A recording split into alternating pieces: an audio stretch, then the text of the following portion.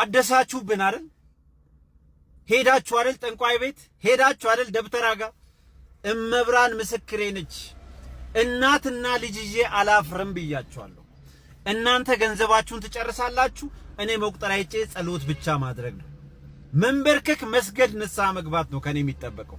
ምንም አታደርጉ። ማደስ አይደለም ጠንቋዩን ተሸክማችሁ ብትሄዱ ምንም አታረጉልኝ። ምንም እኔን የሚጠብቀኝ የሰማዩ አባቴ አለ። በሰማይ ቤት አለኝ። እርግጠኛው ነኝ ልንገራችሁ፣ መልካም ነገር እስከሰራው ድረስ ላጠፋሁት ንስሐ ጠይቃለሁ፣ ንስሐ ገባለሁ፣ እሰግዳለሁ፣ ቆርባለሁ፣ አስቀድሳለሁ፣ ነዳያን እረዳለሁ፣ በጎ ነገር ሰራለሁ። ምንም አታደርጉልኝ። ትለፋላችሁ፣ ትደክማላችሁ፣ እሳትን በእጃችሁ ተሸክማችሁ እዚህም ተቃጥላችሁ እዛም ትቃጠላላችሁ። እርግጠኛ ነኝ እድሜ ለንስሐ ከተሰጣችሁ ንስሐ ግቡ። ጠንቋይ ቤት ሟርተኛ ጋር መተተኛ ጋር አትመላለሱ። ሰውን ለመግደል ሰውን ለመስበር። እኔ ድንግል ማርያም ልደት እያቆማኛለች። ሁለት ምክር ልምከር። አንደኛ ቲቪተኛ የሆኑ ሰዎች፣ ተመጻዳቂዎች፣ ከንቱ ዳሴ የሚፈልጉና ግትር የሆኑ ሰዎች፣ ሴትም ወንድም ማለት ነው የሆኑ ሰዎች ሁልጊዜ የሚፈልጉት ነገር አያገኙ። ሁልጊዜ እንደተበደሉ ብቸኛ እንደሆኑና እንደተገፉ ከዛ ጥብርብር ሲሉ ሰው እንዳጡ ነው። ይሄ አንዱ ነው። በቃ ደስ የሚላቸው ነገር አያገኙም፣ አይደሰቱም። በቃ ደስተኞች አይደሉም። ሁለተኛ ነገር ደግሞ የዚህ ጸባይ ባለቤት ሰይጣን እንደሆነ ሲነገራቸው ደጋረገ ከሚለው መልስ ውጪ ሌላ ነገር አያውቁም። እና ምን ይጠበስ ምከረኛ አልኩህ ምናምን ከሚለው መልስ ውጪ ሌላ ነገር አያውቁም። እና ከሚሆን ይሄን ባህሪ ከየት ወረስኩት? አባቴ እናቴ ወይስ ከማን ነው? በቡዳ የበላችኝ በቡዳ የበላኝ ሰው አለ? የሰው ባህሪ እኔ ጋር መጥቶብኛል፣ ደባል ሆኖብኛል። ከመቼ ወዲህ ነው እንደዚህ የሆንኩት? አጫሽ፣ ቃሚ፣ ሰካራም ምናምን የሆንኩት መቼ ነው? ይሄ ነገር የመጣብኝ ከቤተሰብ ነው ወይስ በፍቅር ደረጃ ከሆነ ሰው ጋር ከኖርኩ በኋላ ከሆነች ልጅ ጋር ከኖርኩ በኋላ የመጣብኝ ነው ብላችሁ ቼክ አድርጉ። ወንዶችም ከሴት ጋር ጨዋታ ሲጀምሩ፣ ሴቶችም ከወንድ ጋር ጨዋታ ሲጀምሩ ከዛ በኋላ በፍቅር እንዳልነበሩ ይጣላሉ። እፍፍ ብለው እንዳልነበሩ ይጣላሉ። ሲጣሉ ባህሪ ለባህሪ ተያይዘው ነው የሚጣሉት። እሷም የሱን ባህሪ እሱም የሷን ባህሪ ወርሰው ነው የሚጣሉትና ደባል የሆነ ባህሪ ይዞ ነው ብቻውን የሚቀጥለው ወይም ደግሞ ከሌላ ፍቅረኛ ጋር የሚሄደው። ያ ደባል ባህሪ ሌላኛዋ ፍቅረኛ ጋር ሲሄድ ይጣላል፣ ይቆጣል ማለት ነው። ንጭንጭ ይኖራል። ያችን እያስታወሱ መናደል አለ። ስልኩ ላይ ፎቶዋን አይረሳም ወይም ስልኳ ላይ ፎቶውን አትረሳም። በዚህ የተነሳ ሁለተኛው ጋር ይጣላል። አያችሁ፣ ይሄዳል መንፈሱ አብሮ ይሄዳል። እና በዝሙት በሩካቤ 90% 99 ከ90 እስከ 100% ማለት ነው በሩካቤ መናፍስት ይተላለፋል። ከወንድ ወደ ሴት፣ ከሴት ወደ ወንድ፣ በዝሙት በመዳራት በመሳሳም በአጠቃላይ በተላጥቆ ማለት ነው በግዕዙ በሩካቤ መናፍስት ይወራረሳሉ። ለምሳሌ የቀረብሽው ወንድ አንቺ እናቱ በአመቺሳ ለሰይጣን የሰጠችው ከሆነ አመቺሳ ማለት ማስታቀፍ ለሰይጣን ማስታቀፍ ማለት ነው በኦሮሚያ ባህል ማለት ነው። በጉራጌ ክልልም ሚየት አርሜት ቦጀ ተብሎ የሚጠራው አማራ ክልል ላይም ሲወለድ ራሄሎ መንፈስ ወርሳው ልክ ሲወለድ ዶሮ ይታረዳል። እንደየብሔራቸው ትግራይ ክልልም ልክ እንደዚሁ እንደየብሔራቸው ልጆችን ለመናፍስት የሚገብሩበት አይነት አሰጣጥ ተሰጥቶስ ቢሆን ከአንቺ ጋር ሲኖር ያን ነገር ወደ አንቺ ይመጣል። ባህሪው ግልብጥብጥ የሚልብሽ፣ ጸባዩ የሚለዋወጥብሽ፣ እንደገናም ደግሞ እንደምትፈልጊው አይነት ወንድ እንዳይሆን ቺት የሚያደርግብሽ፣ ስልኩ ላይ የማትፈልጊውን ነገር የምታገኝበት፣ ቤተሰቦቹም አንቺን የሚጠሉበት መንገድ ሊሆን ይችላል። ይሄ አንቺን አይፈልግሽማ። ሌላው ሴት ዛሬ አይነት ጥላ ካለችበትም አንቺን አትወድሽም። ማንሽ አንቺ እኔ አንቺ ሳትመጪ በፊት እኔ እኮ ባሌ ነው ብላ ውስጥ ያለችው መንፈስ ትገፋሻለች። አፈቅርሻለሁ እያለሽ ይጠላሻል። እንጋባ እያለሽ ይጣላሻል። ባህሪው ይገለባበጥብሻል። በትንሽ ነገር ትጣላላችሁ። ምንድነው ለትልቅ ቁም ነገር ለበርገር ተፈላልጋችሁ በከረሜላ እንደመጣላት ማለት ነው። ያ ማለት በትልቅ በቃ በትልቁ ለትዳር ለሚባለው ጉዳይ ተፈላልጋችሁ በጣም ኢምንት በሆነች ትናንሽ በሆነ ነገር ተኮራርፎ በዛው ነገሮች ተካረው እልከኛ ሆነው እስከ መፋታት በጨውነት ደረጃ እስከ መለያየት ቤተሰብ ጣልቃ ቢገባም እንኳን ነገሮች በጣም አስቸጋሪ እስከመሆን ድረስ ይደረሳል። ለምን ሲባል እንድትጋቡ የማይፈልግ አለ እሱ ውስጥም አንቺ ውስጥም።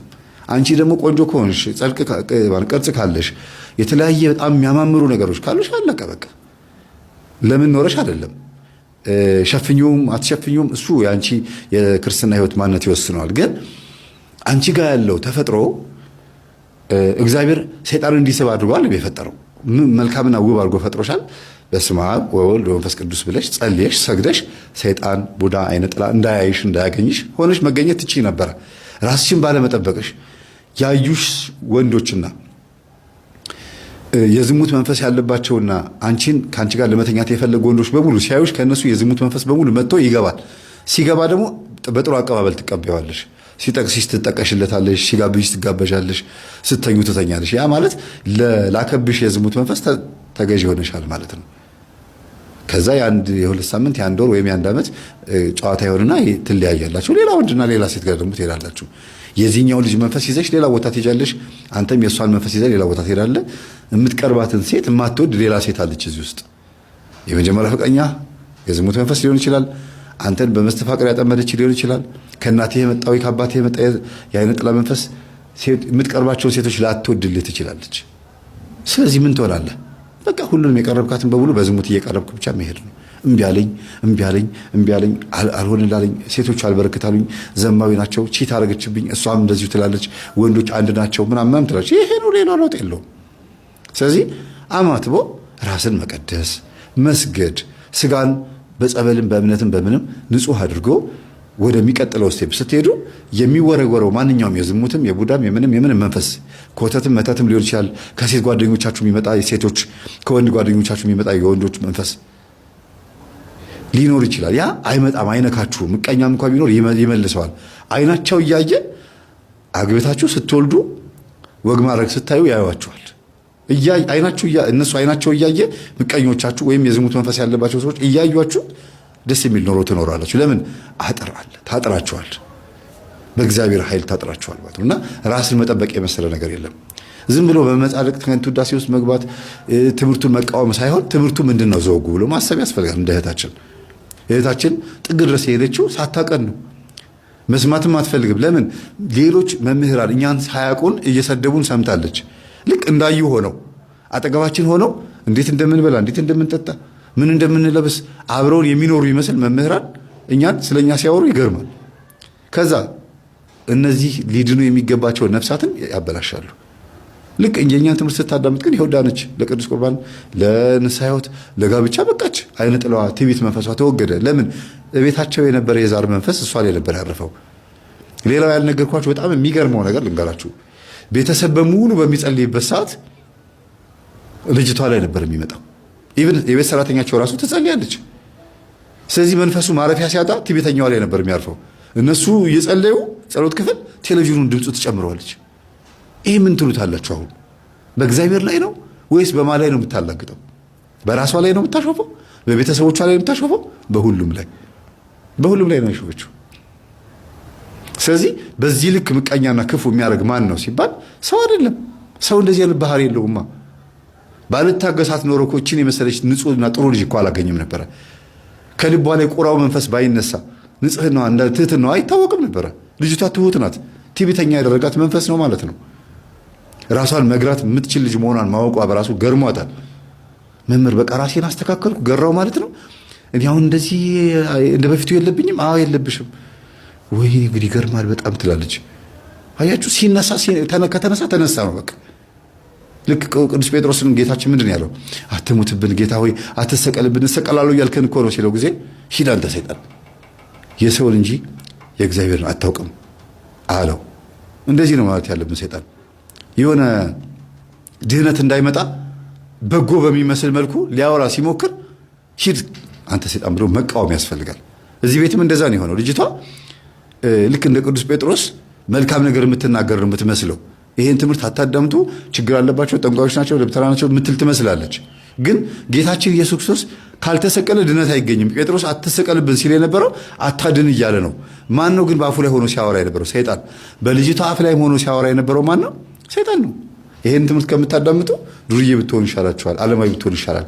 ያ ማለት ጨሌውን አምልኪ እማዬ፣ አንተም ወደ ዱርዬነት ተመልስ፣ እናንተም እንደፈለጋችሁ መረን ሁኑ፣ የዚህ ሰው ትምህርት አታዳምጡ እያለች የነበረችው ለዛ ነው። ተይዛ ነው ማለት ነው። በዚህ ልክ ሰይጣን ያወራል አፍ ላይ ሆኖ፣ ግን በጎ ነገር የሚያወሩ ነው የሚመስሉት። መምህራን ላይ ሊቃውንት ላይ ሆኖ ስለኛ ሲያወሩ እውነት እኛ አድርገነው እነሱ ለህዝቡ ተቆርቆረው ለቤተ ክርስቲያን እነሱ ከሚቆረቆሩት በላይ ማንም የሚቆረቆር የማይመስላቸው ሰዎች አሉ። እኛ እጄ ላይ ያለውን ፋይል ብናወጣ አልኳችሁ እኮ ደጋግሜ ነው የምናገረው በየገጠመኙ ያለውን ፋይል ብናወጣ ቤተ ክርስቲያን ከባድ አደጋ ውስጥ ነው የምትገባው። በጣም ችግር ውስጥ ነው የምትገባው። ስንት ጉድ ተሸክመን ነው ተደብቀን ያለ ነው። ዝም ብለን ወንጌል በእኛ አፍ ብቻ ጉንጭ አልፋ እንዳይሆንብን ጥቅስ እየጠቀስን ሚድን ካለ እያልን ነው የምናስተምረው እንጂ ስንት ነገር አውጥተን ቪዲዮ 100,000 200,000 ሰው እንዲያየው ማድረግ ይቻላል። እሸቱ መለሰ ከሚያሳየው ቪዲዮ ከሚታይለት ሰብስክራይብ እና ከሚታይለት ቪው በላይ ማሳየት ይቻላል። ግን ቤተክርስቲያን አዋርደን ነው ቤተክርስቲያን ተዋርዳ ነው ይሄን የምናደርገው። እስቲ አስቡት። እስቲ ደብተራው እንዲያርጓል ይሄው በዚህ በደብር እንደዚህ አይነት ደብተራ እንዲያረገ እያሳደድኩኝ በካሜራ እያንዳንዱን ባደርግ ምንድነው ጥቅሙ? እኔንስ እግዚአብሔር እያሳደደ ደግሞ ቢከታተለኝስ ማን ነው የሚድነው? ስለዚህ ይህ አይደለም እኛ እያልን ያለነው አውደ ነገሥቱን መፍትሔ ሥራውን መጽሐፈ ቆጵርያኖስ መርብተ ሰለሞን የድግምት መጽሐፍቶች ከቤተ ክርስቲያን ይወገዱ። ደብተራ ማሰራሩን ከቤተ ክርስቲያን ያስወግድ። ይሄ ስራ ከአብነት ትምህርት ቤትም ከቆሎ ትምህርት ቤትም ይወገድ። ቤተ ክርስቲያን በጣም ከባድ ፈተና ውስጥ የገባችው ይሄ ነገር በተለማመዱ መሪጌቶችና መነኮሳት ነው። በቃ የምንኩስና ልብስ ለብሰው ቆሻሻ የሆነ ስራ የሚሰሩ በጣም በዝተዋል ነው እያሉን ያለ ነው። ሌላ ነገር አላልንም። ይሄንን ቪዲዮ ጋብዣችሁ እንለያያለን። እኔ ጨርሻለሁ። ቤተ ክርስቲያን እንድትጓረድ ምክንያት የሆኑት ማን እንደሆኑ እንድታውቁ ነው ይሄንን የማቀርበው። በዚህ አጋጣሚ ይሄንን አሁን ማሳያችሁን ቪዲዮ ስታዩት የሚሰማችሁ ነገር ብጽፉልኝ ደስ ይለኛል። እኔ አዝኛለሁ፣ ልቤ ደምቷል። እንዲህ አይነት ሰዎች ናቸው ቤተ ክርስቲያን ያቆሸሿት ብለን ስንናገር ጥፋት አለብን? የማንም አህዛብ መጫወቻ ስንሆን ማላገጫ ስንሆን ይሄ ማን ያደረገው? ዝሙት ስሜቱን መቆጣጠር ያቃተው ሱሪው ዝቅ የሚያደርግ የገንዘብ ስሜቱን መቆጣጠር ያቃተው አምጡ እያለ የሚበላ የቴሌግራም ግሩፕም ቢከፍትም ለገንዘብ ዩቲዩብ ቢከፍትም ለገንዘብ ህዝብ ቢሰበስብም አምጡ ለማለት ታቦት ቆሞም አምጡ ለማለት ሁሉ ነገር ህዝቡን ነጠቃ ነው። ህዝቡ ግን ቻይ ነው። አቤት ጫንቃው! ክርስቶስ ነው ብርታት የሆነው። ኃይልን በሚሰጠኝ በክርስቶስ ሁሉን እችላለሁ ያለ ማን ነው? ህዝብ ነው፣ አገልጋይ አይደለም። ህዝብ ነው። የቅዱሳን በረከት ያደረው ባላይ ነው፣ ህዝብ ላይ ነው።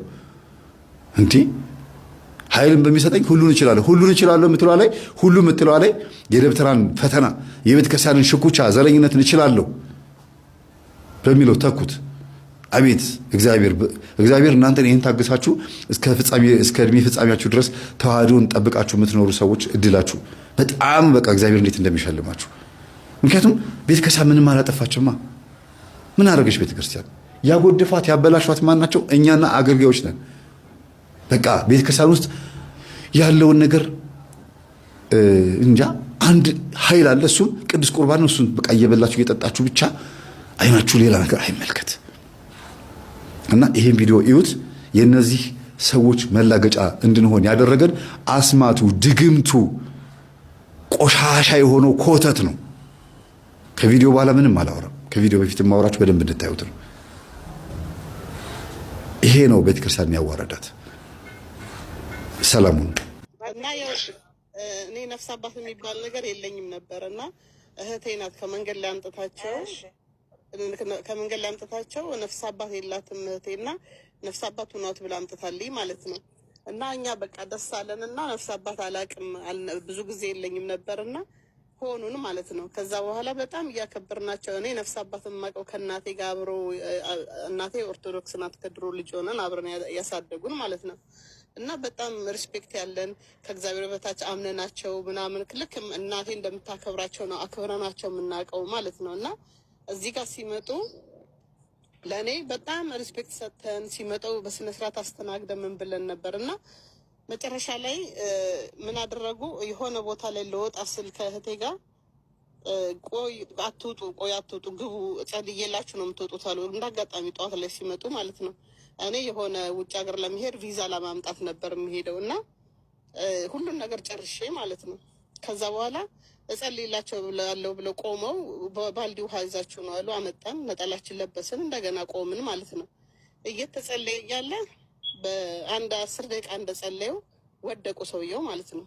ቄሱ ሲወድቁ ምንድን ነው የሆነው? ሲወድቁ ደነገጥን። ከዛ ወይኔ ብለህ ደግነቱ ሶፋ ላይ ነው የወደቁት። ከዛ ማንኮራፈት ጀምሮ ተኝተው ማለት ነው። ከዛ በላይ ወይ ጉዳችን ፈላ፣ ሰውየው ሊሞቱ ነው ወይስ ምንድን ነው? እንደዚህ አይነት ነገር አይተናናቅም ብለን ደንግጠን ጠበቅን ማለት ነው። እንግዲህ ሲያንኮራፉ ተኛው ማለት ነው። ጠበቅን። 1-20 ደቂቃ ከተኙ ባል ሲነሱ እናንተ በስመ አብ ምን አይነት አምላክ ነው ያላችሁ? እንደዚህ እናታችሁ አምላክ ገልብጦ ጣሌ ምናምን አሉና በቃ ካሁን ባላሉና ጥለው ውልቅ ብሎ ሄዱ ማለት ነው። ከዛ እኛ አላወቅንም። ለካሳቸው የሰሩትን ስራ ሰርተዋል። ከዛ በኋላ ሲሄድ ቪዛ የሚባል ተዘግቷል፣ ለአንድ ወር ያህል ተዘግቷል አሉ። እንዴ ነገ ነይና ውሰጂ ተብያለሁ። በፍጹም በቃ ምን አለፋችሁ መልስ በቃ ምንም ነገር አይሆንም። ስንት ሰዓት ሙሉ ስከራከር ማለት ነው። ተመልሼ ተናድጄ መጣ። ተቃጠለ ቪዛዬ ማለት ነው። እና እንደ አጋጣሚ የሆነ ድግስ ነበር የምናውቃቸው፣ እኔም እሳቸው የሚያውቋቸው ጎረቤት ነበሩ። ድግስ ላይ ተገናኘን። እየሰማችሁ ይሆን አይደለ? አዎ እየሰማን ነው። ድግስ ላይ ተገናኘንና አንቺ ሁል ጊዜ ጠጥቷ በጣም ከጠዋት ጀምሮ መጥተው ሲጠጡ ነበር የዋሉት እዛው ሰዎቹ ቤት ማለት ነው። እና በጣም ሰክረው እንደ መስከር ብለዋል። ከዛ አንቺ ሁል ጊዜ አንቺን አገለግልሻለሁ፣ አንቺ ግን ጋብዘሽኝ አታውቂም ምናምን አሉኝ። እንደምን ችግር አለው ጋብዞታለሁ ከፈለጉ እርሶ እንኳን ለአባት ለሌላ የሚጋበዝ የለም ወይ ምናምን አልኩኝ ማለት ነው። ከዛ በአንዳች ስወጣ ትጋብዥኛለሽ? እሺ ችግር የለም አልኳቸው እና ጨርሰን ወጣን ማለት ነው። ስንወጣ እኔ በጣም ሩቅ ነው የሚሄድበት፣ እሳቸው እዛ አካባቢ ናቸው። ከነሱ ጋር ከሰዎቹ ጋር ጸብ ነበራቸው፣ ትንሽ ጸብ ነበራቸው ከልጃቸው ጋር ማለት ነው። ከዛ ድግስ ከጠሯቸው ሰዎች ጋር እና በጣም ተናደዋል። ከዛ ቁጭ በይ የምነግርሽም ነገር አለኝ አሉኝ። ምንድን ነው የምነግሩኝ? እኔ እኮ እሄዳለሁ፣ የምትፈልጉትን ነገር ልጋብዘዎትና ምግብም የምጠጡትንም እዚሁ ከፍዬ እኔ ልሂድ፣ እኔ ይመሽብኛል ስላቸው ምን አሉኝ? ኧረ የምነግርሽ ሚስጥር አለኝ አሉ። ምንድን ነው አልኩና ደነገጥኩኝ። ከዛ እሺ ብዬ ቁጭ አልኩ ማለት ነው። ቁጭ ስል ለስላሳ ያዝኩኝ ማለት ነው። ለምን ቢራ ያዥ እንጂ? አይ እኔ ቢራ አልጠጣም፣ እኔ ጠጥቼም አላውቅም እና ብዬ ሚር እንዳያዝኩ ማለት ነው። ከዛ ምን አሉኝ? አንድ ሚስጥር የምነግርሽ ዛሬ አለኝ። ባለፈው እሄዳለሁ ብለሽ ስትይ እኔ ነኝ ደግሜ መሄድሽን ያቋረጥኩብሽ፣ እንዳትሄጂ የሰዎቹን በሙሉ እንዲዘጋጋብሽ ያደረግኩት ደግሜብሽ ነው አሉ። ምን አርጌዎት ነው? ምን አርጌ ነው? በቃ ደነገጥኩኝ። ከአንድ አባት እንደዚህ አልጠብቅም። አንድ አባት እንደዚህ ሲል በጣም ያስደነግጣል። እኔ በትልቅ ደረጃ ነበር የማያቸው። ከዛ በኋላ እንዴት እንደዚህ ያደርጉኛል? ልጆች አለዎት፣ በልጆቹ ይዤዎታለሁ። እንዴት እንዲህ አይነት ስራ ይሰሩኛል? 5 ቆንጆ ልጆች አላቸው፣ ሚስት አላቸው። አስብ እንግዲህ። ከዛ በኋላ እንዴት እንዲያደርጉኛል ስላቸው አፈቅርሽ ነበር እና እንድትሄጅብኝ አልፈልግም። በስመ አብ ወልደ መንፈስ ቅዱስ ብዬ በጣም የመጨረሻ ዘገነነኝ። በህይወቴ ዘግንኖኝ አያውቅም። እኔም ባለትዳር ነኝ አስብ። ከዛ በኋላ እና እንደዛ በቃ እንዳትሄጅብኝ ብዬ ነው። በቃ ከአሁን በኋላ ይፈቱኛል ወይስ አይፈቱኝም? እኔ ከአሁን በኋላ ከኔ ጋር ምንም ግንኙነት የለትም። ፈታሻለሁ፣ አሁኑኑ ፈታሻለሁ። በቃ ልንገርሽ ብዬ ነው እና ልንገርሽ ብዬ ነው። ይሄ ልጅ ደግሞ አስቸግሮኛል። ስላስቸገረኝ አሁን ራቁቱን አሳብጀው ላሳይሽ ወይ አሉኝ። እንግዲህ እኔ እግዚአብሔር ምስክሬ ነው። ልሳኔ ዛሬ ዘግቶት ይደር። እኔ ውሸት ከቀላቀልኩ ቃል በቃል የተናገሩትን ነው ትምህርት እንድትወስዱ ነው የምነግራችሁ። ሰው ምን ያህል ክፉ እንደሆነና ይቺ ሴት ፈልጋ እንደዚህ ፎቶ እንድትነሳ እንዳልሆነች ያደረጉትን ነገር ልነግራችሁ ነው። ከዛ በኋላ እንደዛ አሉኝና ከዛ መጨረሻ ላይ ፈትቼሻለሁ አሉኝ። ልጁን አሳብቼ ላሳይሽ ያሉኝ በጣም አናዶኛል። ቤቴን ሁሉ እስከ መቀማት ደርሷል። አሁን ጨርቁን አስወልቄ ላሳይሽ ሲሉኝ ኧረ አባ ተው እንጂ ነውር ነው። እንዴት እንደዚህ ያደርጋሉ? ልጅ አይደል ወጣት አይደለ? በይቅርታ አለፉት እና ይቅርታ እንዲል ማድረግ ነው እንጂ እንዴት እንዲያደርጉታል ብዬ ያልኳቸው ተይው በቃ ምናምን አሉና በዛው እኔ ራሴ ከዛ ከትንሽ ጊዜ በኋላ በቃ ቻው ብያቸው ልወጣ ስል ቆይ ቁጭ በይ ያሉኝና ምን እንደሆንኩ አላውቅም። ክላስ ውስጥ ነው ራሴን ያገኘሁት ማለት ነው። ከዛ ራሴን ሱሬን ይፈታሉ። ደግነቱ ሱሬ ታስሯል፣ በጣም ታስሯል። ሱሬን ሲፈቱ የዛን ሰዓት እንደ ሰመመን ብድግ ስል ክላስ ውስጥ ነኝ፣ እሳቸው አጠገቢ ያሉ። ከዛ በስመ አብ ወልደ መንፈስ ቅዱስ አልኩኝና እንደገና ብድግ አልኩና ለምንድን ነው እዚህ የመጣሁት ምናምን ስላቸው አይ ትንሽ አሞሽ እኮ እንድታርፊ ብዬ ነው እዚህ ያመጣሁሽ አሉ። ከዛ ገፈታትሬያቸው ወጣሁ፣ በጣም ተናድጄ ማለት ነው። ልጅቷ ምንድነው እሱ የተፈጠረ ነገር አይተሻል? ምንድነው የሆንኩት ምናምን ብዬ ስላት አስተናጋጇ ምን አለችኝ? አይ እኔ ምንም ያየሁት ነገር የለም አላቅም፣ ውጭ ነበርኩኝ አለች። እስከዚህ ድረስ ነው የሚያደነዝዙና ደግመው ጭራሽ መጫወቻ የሚያደርጉ ልል ነው። አሁን እቺ ልጅ እንደዚህ ቪዲዮ እስኪቀርጿት ድረስ በፍጹም እኔ እርግጠኛ ሆኜ የምነግር በራሴ ስለደረሰ የሆነ ነገር ደግመውባት ራሷን እንዳታቃርገው የሆነ ፊልም ቀበሏት የሚፈልጉት ነገር አለ ማለት ነው። ስለዚህ ነው እና እንድትማሩበት ፈልጌ ነው ይሄንን የተናገርኩት። እና እኔ ከዛ በኋላ በፍጹም እንኳን ነፍስ አባት አይደለም ባጠገብ ቤተክርስቲያን ጋር ራሱ መሄድ ፈራው። ለምን ቄሶቹን ፈራዋቸው ማለት ነው። እግዚአብሔር ግን ይፍረድቦት ብያቸው ነበር ሰውየውን። እግዚአብሔር ልጃገረድ ልጅ ደፍረው እስር ቤት ገብተዋል ተብሎ ሰማሁኝ። እና የዚህን ያህል ባለጌዎች ናቸው ልልህ ነው። እና ትምህርት እንዲወስዱ የምፈልገው እናቶችና ልጆች ነፍስ አባት ናቸው ብለው ብዙ ባይቀርቧቸው ጥሩ ነው። እኔ ሰው ጥሉ አይደለም እንደዚህ ሁኑ አይደለም አያገባኝም፣ ግን ተጠንቀቁ ለራሳችሁ። በጣም ስራቸው በጣም ከባድ ነው፣ ከባድ ነው። እና ይሄንን ልል ነው። በጣም አመሰግናለሁ። ተባረክ። ቤላይ ታሪክሽ በጣም የሚገርምና የሚያሳዝን ነው። የሚገርምሽ ነገር እንደዚህ አይነት ታሪክ እኔ ብዙም ማቀው ወደ እኔ መጥተው የነገሩን ሴቶች አሉ፣ በጣም ብዙ ናቸው። እና እኔ ብናገር ምንድነው የሚመስለው ሃይማኖትን ለማጥቃት የመጣን ይመስለዋል ሰው። እውነት የምናወራም አይመስልም። ገባሽ? አዎ ግን መነገር አለበት። ሰው የፈለገውን ይበል የፈለገውን ይናገር። ይሄ ኦርቶዶክስ የሚባለው ውስጥ ያሉ አባቶች በጣም የቆሸሹ ናቸው፣ በጣም የወረዱ ናቸው፣ በጣም የዘቀጡ ናቸው። አዎ ታሪኩ ያሳዝናል። እንደዚህ የስላሴንና መድኃኔዓለምን እያስቀደሱ ሰው ሁሉ ያቆርባሉ። እዛ በእኔ ቦታውን መግለጽ አልፈልግም፣ ካስፈላጊ ከሆነ ነግራቸዋለሁ። ቤተክርስቲያን ውስጥ አስቀዳሽ ናቸው። ሚስታቸው ደግሞ ምን የመሰለች ቆንጅዬ ሚስት ብታይ 5 ልጆች ወልዳላቸው ቤታቸው ውስጥ ቁጭ ብላለች። እሷን እንኳን ሪስፔክት አይሰጡም። እስቲ ያስቡ። እንደገና ሌላ ሴትና ልጃገረድ ፍለጋ መዞር ምን የሚሉት ነው? ሃይማኖት ውስጥ ቤት ላይ እግዚአብሔር መፈሪያ እግዚአብሔርነት የቱ ጋር አለ? ሃይማኖቱ የቱ ጋር አለ? አየሽ አሁን አየሽ፣ ሰው እኮ ማውራት ስለማይፈልግ እንጂ ብዙ ጥቃት የደረሰባቸው ሴቶች አሉ። እኔ አሁን እችን አግኝቼ ለምን መሰለህ ቢያንስ ሴትና ልጆቻቸውን ፊት ለፊት እንዳያቀርቡ እንዲጠነቀቁ ነው እችን የወጣሁት እንጂ ለሌላ አይደለም። ገብቷል? እኔ ምንም በማላውቅ ብዬ እያወራሁኝ ራሴን ያገኘሁትን ክላስ ውስጥ ነው። ከዛ በኋላ ደግነቱ ቶሎ ከሸፈባቸው ምን እንደሆነ አላውቅም እንጂ ሱሬን እየፈቱ ነው ያገኘኋቸው። አስበው እንግዲህ ይሄ ውርደትና ሞት ነው። ከዛ በኋላ ልጃገረድ ደፍረው ነው የታሰሩት። የታሰረው ሰውዬው ብድ ብዬ የጠፋው ስንት ጊዜ ከ6 ወር ነው ምናምን በኋላ እነዚህ ሰዎች ጋር ስደውል ወይ አንቺ በቃ ያ ቄስ እኮ ጠየቅሽ ወይ ታሰረ ልጃገረድ ደፍሮ አሉ። በስመ አብ ወልደ መንፈስ ቅዱስ አልኩና ደንግጬ ማለት ነው። የቱ ቄስ ይሄኛ ናለው ባጠፋም ሳታስወጡ እዚሁ እንድትመክሩኝ እፈልጋለሁ። እኔ ተበድዬ ነው የመጣሁት። የተበደልኩት ከዚህ በፊት በአረብ ሀገር ቤሩት ነበርኩኝና የዛሬ 3 ዓመት አካባቢ ወደ ሀገር ቤት ሄድኩኝ። የጎጃም ልጅ ለሀገር ልጅ ነኝ ማለት ነው። እና አንገቴ ላይ መስቀል አልነበረም ነበር። ንስሓ ትግባ እና አጋጣሚ ቤሩት ላይ ጠፍቼ ስለምሰራ ከብዙ ልጆች ጋር ተቀላቀየ ነው የምሰራና ከጌታ ልጆች ጋር ምናምን ከጴንጤዎች ጋር እኔ በሳቱ ኦርቶዶክስ ነበርኩኝ። በአሁኑ ምንም እምነት የለኝም እና ያ የሆነበት ምክንያት ተበድዬ ነው በቄሶች ማለት ነው። እኔ ብቻ ሳይሆን ቤተሰቦቼ ራሱ ተበድሏል። ገንዘቤ ተበልቷል። ቤተሰቦቼ ከቤተ ክርስቲያን ተገድለው እንዳይጠጡ አቦ ስላሴ ተደርጎ የሁሉ ግፍን የተደረገብኝና ያ የሆነው ምንድነው? ከዛሬ 3 ዓመት በፊት ከቤሩት ወደ ክፍለ ሀገር ሲሄድ አንገቴ ላይ መስቀል ስለሌለ መስቀል ትሰር ልጃችሁ ምናምን የክፍለ ሀገር ሰው በብዛኝ ውጭ ሀገር ሄድን ምናምን ነገር ስንል ሙስሊም እንደሆነ ምናምን ነው የሚያውቁት እና አንገቴ ላይ መስቀል ስለሌለ በደረስኩበት ሰዓት ሰው ሊጠይቀኝ ምናምን ነገር ሲመጣ ንስሓ አባት አስገባት፣ ጠበል አስገባት፣ መስቀል ትሰር ምናምን ነገር ተብሎ ይደረጋል። ከዛ ንስሓ አባት እንዲስ ተደረገ ማለት ነው።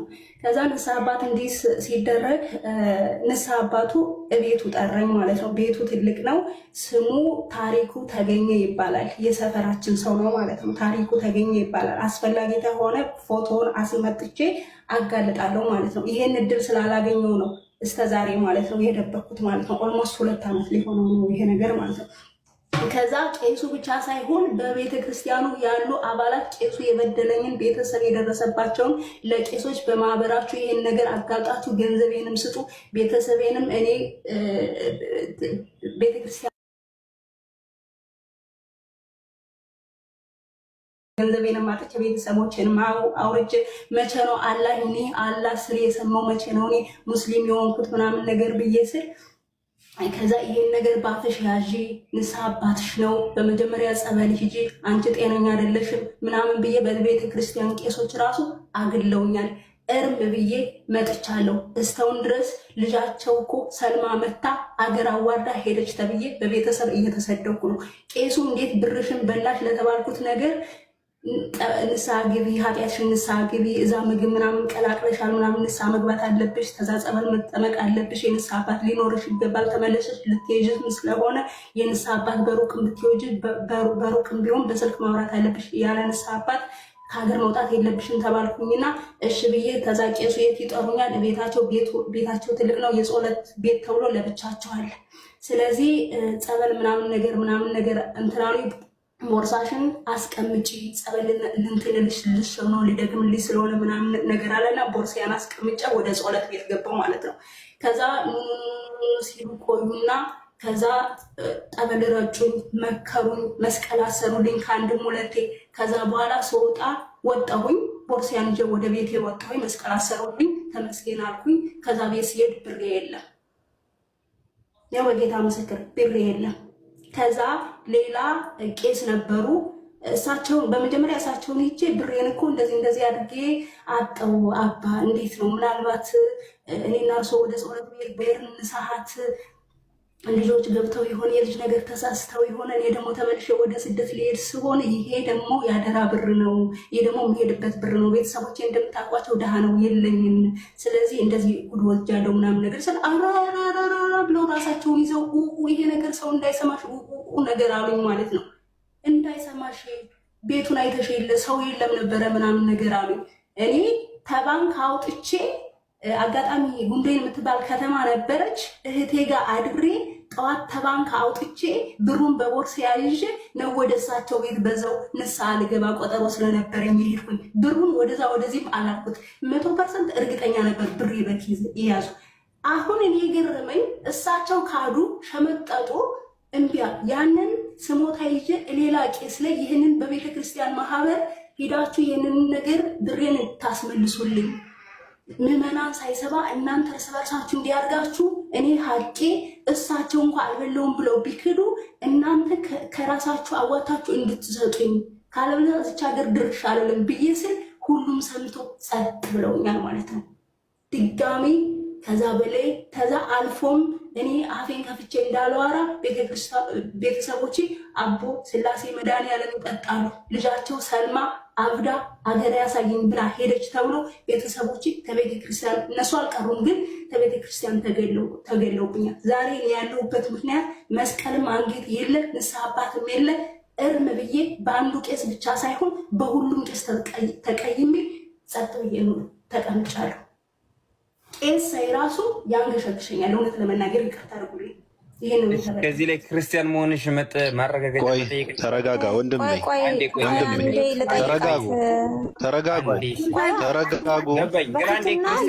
ተረጋጋ፣ ባላገሩ ተረጋጋ ወንድሜ፣ ተረጋጉ እናንተ ሰዎች ተረጋጉ። አንዴ ሁላችሁም ታደርጉ። አንዴ ባቢሎንም ይተራጉ። ሁላችሁም ስለ ልኩ ታሪክ አያገባም። ኦርቶዶክስ ለመሆንሽ ላለመሆንሽ አንተ አይደለም ጠይቀው፣ እኛ ነን የምንጠይቀው። ሰው መጥቶ ችግሩን ሲናገር፣ ሰው መጥቶ የደረሰበትን ሲናገር፣ ለተደፈረ ምስክር፣ ለተጎዳ ምስክር፣ ለተቸገረ ምስክር፣ እሱ ጥያቄ አስፈላጊ ነገር ነው። ግን አሁን አይደለም ጠይቃት ልጅቷ፣ ገባክ? ስለዚህ አዳምጥ። እኛም ጠይቃት ጥያቄ አለ። መጨረሻ ጥያቄ ካለ ትጠይቃታለህ። በደላቸውን ይዘው እንዳይ ሚውት አድርግ፣ አስወጣለሁ ካስፈለገ። በቃ እንደዚህ አይነት ነገር እኛ ቤት አይሰራም። ይሄ እኛ ቤት ነው። እኛ አራስ ገዞች ነን። ሰው በደሉን ሲናገር፣ ችግሩን ሲናገር የተናገረችው ነገር ምንም አልመሰለህም። ገንዘቧ ማጣቷ፣ ቤተሰቦቿ መገለላቸው፣ እሷ መሰቃየቷ፣ መቸገሯ ምንም አልመሰለህም። ከዛ የመጨረሻው ከባዱ ጥያቄ ኦርቶዶክስ ለመሆንሽ ምን ማረጋገጫለሽ? አንተ ደነዝ፣ አንተ እኮ ማለት ቀሲስ እስጢፋኖስ ደበበ 15 ዓመት ሙሉ በተክሊል አግብቶ ሲያቆርብ በከነስ ሲያገለግል ቡራኬ ሲሰጥ ኖሮ እኮ ደፍሮ የ15 ዓመት ልጅ እኮ ትናንት ነው የወጣበት ሰውዬ ነው። እሱ ለምን አልጠየቀውም? ሄደ ኦርቶዶክስ ለመሆኑ ቀንድህን ነበር ቁልቁል መቅበር። እናንተ የኃጢአት ጽዋ ናችሁ። የደፋሪ ደቀ መዛሙርት፣ የሌባ ደቀ መዛሙርት፣ የገዳይ ደቀ መዛሙርት ናችሁ። የተናገረችለዚህ ጨርቃም ስብስብ ጨርቃሞች እንዴት እንደምታስጠሉ የምትቀመጡ ሰዎች ጨርቃችሁ ተቀመጡ። ስርዓት የጨርቃም ስብስብ የተጎዱ ሴቶች፣ የተጠቁ ሴቶች፣ የተደፈሩ ሴቶች፣ የተቸገሩ ሴቶች ችግራችሁ ሽብርሽን በየቡና ቤት መሰጥ ይህ በየመንገዱ መንከባለል የለመድሽ የቁም ሬሳ ውጭ ከዚህ ክፍት። አመሰግናለሁ ስለ ስድቤን ስላዳመጣችሁ። ሀናዬ ምን ያህል ገንዘብ ነው የተወሰደብሽ? የዛሬ 3 ዓመት ነው የተወሰደብኝ። አሊቾ ወይ እየሰማሽ ነው? ሀና አቤት። አይሰማም? እያወራች ነው። አልተመጣም መሰለኝ። እያወራች ነው። አይሰማሽም? ትናገሪያለሽ። አይሰማሽም? ኦፓል ቤተሰቦችሽ እንግዲህ ከቤተክርስቲያን እስኪገለሉ ድረስ የደረሰብሽን ነገር ትናገሪያለሽ። ሰው ችግሩን ሲናገር ሰው የደረሰ አይሰማም? እያወራሁኝ እኮ ነው። ቀጥይ ሀና። አንቺ ድምፅ ይሰማል? አዎ እየሰማሽ ነው። ኦኬ ላውራሽ።